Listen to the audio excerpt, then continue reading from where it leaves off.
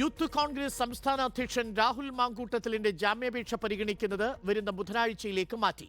തിരുവനന്തപുരം ജില്ലാ സെഷൻസ് കോടതിയാണ് ജാമ്യാപേക്ഷ പരിഗണിക്കുക.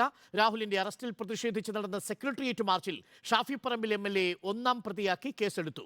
കേസ് കണ്ട് പേടിക്കില്ലെന്നും ശക്തമായ സമരപരിപാടികളുമായി മുന്നോട്ടു പോകുമെന്നും കോൺഗ്രസ് നേതൃത്വം വ്യക്തമാക്കി. സെക്രട്ടേറിയറ്റ് മാർച്ചിലെ സംഘർഷവുമായി ബന്ധപ്പെട്ട കേസിൽ റിമാൻഡിൽ കഴിയുന്ന രാഹുൽ മാങ്കൂട്ടത്തിൽ ഇന്നലെയാണ് ജില്ലാ സെഷൻസ് കോടതിയിൽ ജാമ്യാപേക്ഷ സമർപ്പിച്ചത്. ജാമ്യാപേക്ഷ 17-ന് കോടതി പരിഗണിക്കും. 22 വരെയാണ് രാഹുലിനെ CJM കോടതി റിമാൻഡ് ചെയ്തത്. അതേസമയം രാഹുലിന്റെ അറസ്റ്റിൽ പ്രതിഷേധിച്ച് സെക്രട്ടേറിയറ്റ് മാർച്ച് നടത്തിയ യൂത്ത് കോൺഗ്രസ് പ്രവർത്തകർക്കെതിരെ പോലീസ് കേസെടുത്തു. മാർച്ച് ഉദ്ഘാടനം ചെയ്ത ഷാഫി പറമ്പിൽ MLA ഒന്നാം പ്രതിയാക്കിയാണ് കേസ്. പോലീസ് നടപടികളെ നിയമപരമായി നേരിടാനാണ് കോൺഗ്രസ് തീരുമാനം. ഭയപ്പെടുത്താനും നിശബ്ദരാക്കാനുമാണ് ഇവർ നോക്കുന്നെങ്കിൽ അത് രണ്ടും നടപടിയാവില്ല. വെറുതെ ഇരിക്കാൻ തീരുമാനിച്ചിട്ടില്ല. കേസെടുത്തോട്ടെ, അറസ്റ്റ് ചെയ്തോട്ടെ, ജയിലിൽ തള്ളിക്കോട്ടെ, റിമാൻഡ് ചെയ്തോട്ടെ, എന്ത് വേണമെങ്കിൽ ചെയ്തോട്ടെ, ഇവരുടെ ജനവിരുദ്ധതയും ജനാധിപത്യ വിരുദ്ധതയും ചോദ്യം ചെയ്യുക തന്നെ ചെയ്യും. മറുഭാഗത്ത് രാഹുലിന്റെ അറസ്റ്റിനെതിരെ പ്രതിഷേധം വ്യാപിപ്പിക്കുകയാണ് കോൺഗ്രസ്. ഇന്ന് ബ്ലോക്ക് കോൺഗ്രസ് കമ്മിറ്റികളുടെ നേതൃത്വത്തിൽ സംസ്ഥാന വ്യാപക പ്രതിഷേധ പ്രകടനങ്ങളും പൊതുയോഗങ്ങളും നടക്കും.